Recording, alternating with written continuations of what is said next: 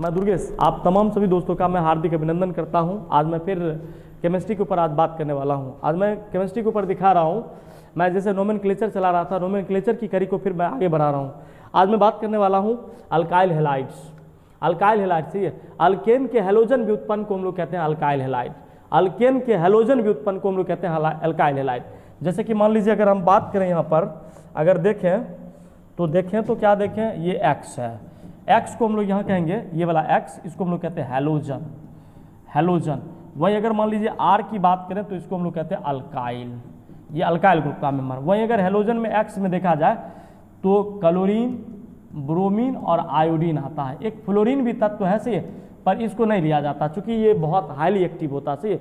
अगर मान लीजिए इसमें फ्लोरीन को ले लिया जाए तो हो सकता है कि ये परमाणु ब्लास्ट कर जाए या मान लीजिए किसी प्रकार की दुर्घटना हो जाए, तो इसको बचने के लिए जो है मुख्यतः हम लोग फ्लोरीन का उपयोग नहीं करेंगे। तो हैलोजन ग्रुप में मुख्यतः क्लोरीन, ब्रोमीन और आयोडीन को लेंगे और इसको लेकर हम लोग चलेंगे। जैसा कि हमने बताया, कोई पूछे अल्काइल हैलाइड क्या है, तो अल्केन के हैलोजन व्युत्पन्न को हम लोग कहते हैं अल्काइल हैलाइड।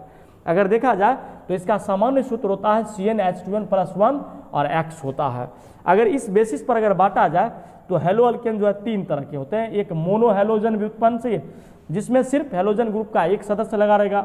वहीं अगर डाई हैलोजन व्युत्पन्न को देखें सही है, डाई हैलोजन डेरिवेटिव्स को देखा जाए तो इसमें हैलोजन ग्रुप के दो सदस्य जरूर लगे रहेंगे सही है।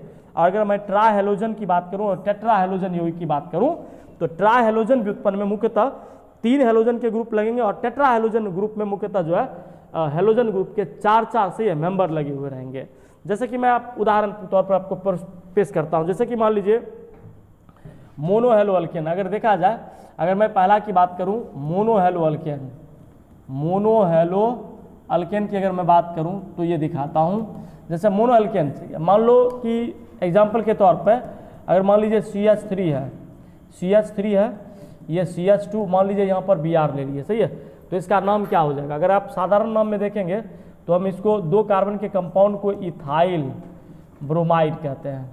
इथाइल ब्रोमाइड है ये मुख्यतः, इथाइल ब्रोमाइड। अगर मान लीजिए वहीं अगर दूसरे की बात करूं, मान लीजिए ये CH3 है, CH3 में I लगा दें तो इसका नाम हो जाएगा मिथाइल आयोडाइड, ये मिथाइल आयोडाइड है। मान लीजिए यहीं पर CH3 CH2 CH2 और मान लीजिए यहाँ पर क्लोरीन लगा लें तो इसका नाम हो जाएगा प्रोपाइल क्लोराइड, प्रोपाइल क्लोराइड होगा। तो क्या होता है कि अगर मान लीजिए सिर्फ एक मतलब हैलोजन ग्रुप किसी कार्बनिक यौगिक में कोई हाइड्रोकार्बन कंपाउंड है, अगर उसमें लगा हुआ है तो मुख्यतः वह जो है मोनो हैलो अल्केन्स कहलाता है।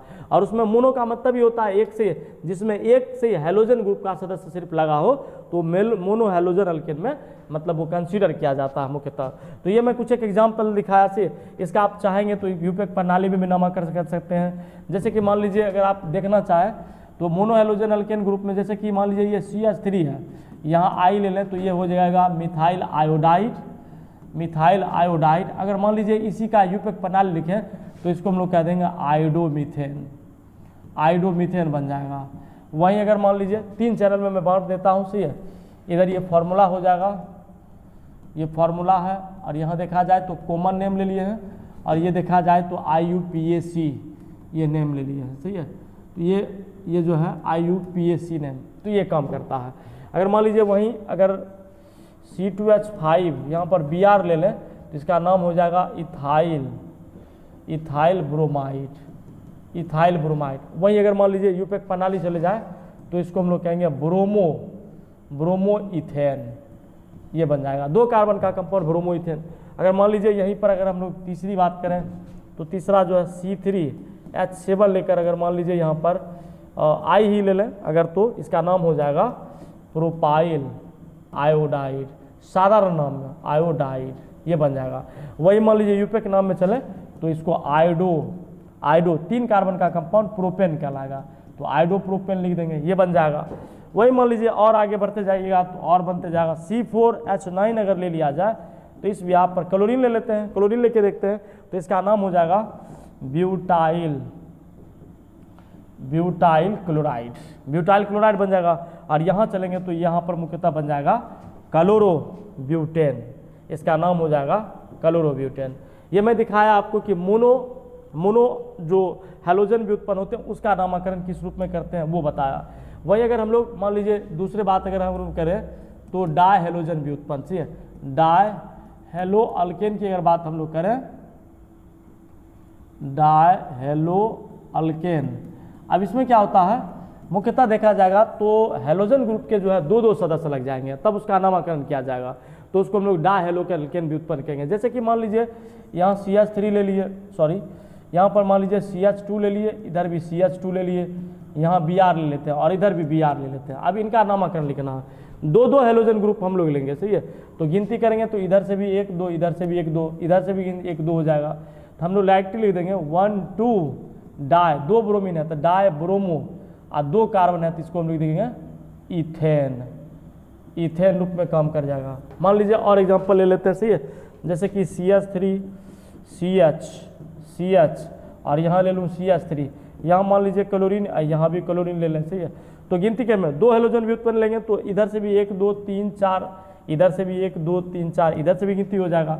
तो इसी कंडीशन में हम लोग लिख देते 2 3 डाई क्लोरो और 4 कार्बन का कंपाउंड ब्यूटेन कहलाएगा, तो इसका नामकरण हम लोग ब्यूटेन के रूप में कर देते हैं। तो कम से कम मुख्यतः देखा जाए तो डाई हेलो अल्केन में 2 कम से कम हैलोजन ग्रुप जरूर रहना चाहिए, सही है, तब डाई हेलो भी उत्पन्न बनता है।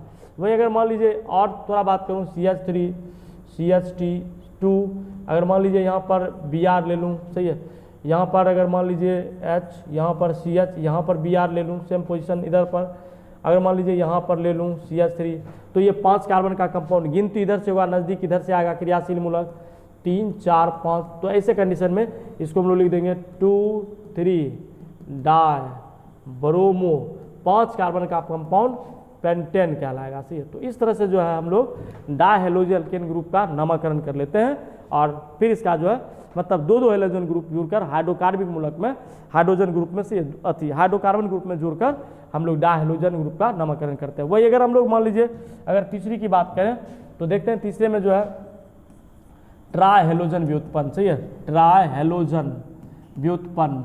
तब मैं टेट्रा को भी पैरेलल करके दिखाता हूँ। ट्राई हैलोजन व्युत्पन्न अगर देखा जाए तो ट्राई हेलो अल्केन मतलब क्या होता है, ट्राई हेलो अल्केन भी इनको कह सकते हैं। तो ट्राई हेलो अल्केन में 3 ग्रुप लिया जाएगा। जैसे मान लीजिए अगर मैं दिखाऊं फॉर्मूला ले लूं, फॉर्मूला और इधर कॉमन नेम दिखा दूं आपको, और बीच में मान लीजिए यूपेक नाम अगर दिखा दूं, तो इस तरह से जो है ये काम करता है। यूपेक नाम अगर मैं बात करूं दिखाता हूं, थोड़ा सा कलर बदल देता हूं ताकि आपको दिक्कत ना हो। मान लीजिए ये फॉर्मूला में अगर ले लिया जाए, जैसे CH Cl3, 3 ग्रुप लेना है, सही हैलोजन का, CH Cl3, तो साधारण नाम इसका नाम हो जाएगा क्लोरोफॉर्म। क्लोरोफॉर्म कह देंगे एक बार में, सही है।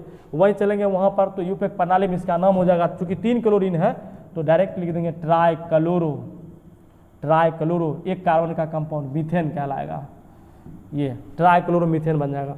मान लीजिए वहीं अगर बात करें CH Br3, तो ये हो जाएगा ब्रोमोफॉर्म, ब्रोमोफॉर्म कह देंगे इसको, ब्रोमोफॉर्म। तो वहीं 3 ब्रोमीन है तो इसको डायरेक्टली लिख देंगे try bromo, try bromo, 1 carbon का कंपाउंड मीथेन कहलाएगा, ट्राई ब्रोमो मीथेन।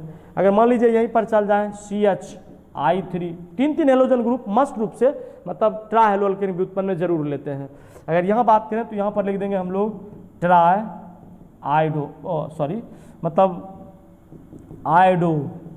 आइडो फॉर्म का ये फार्मूला हो जाएगा, साधारण नाम है, आइडो फॉर्म हो जाएगा। वहीं अगर मान लीजिए इधर बात करेंगे तो इसको हम लोग लिखेंगे कौन चीज़, ट्राई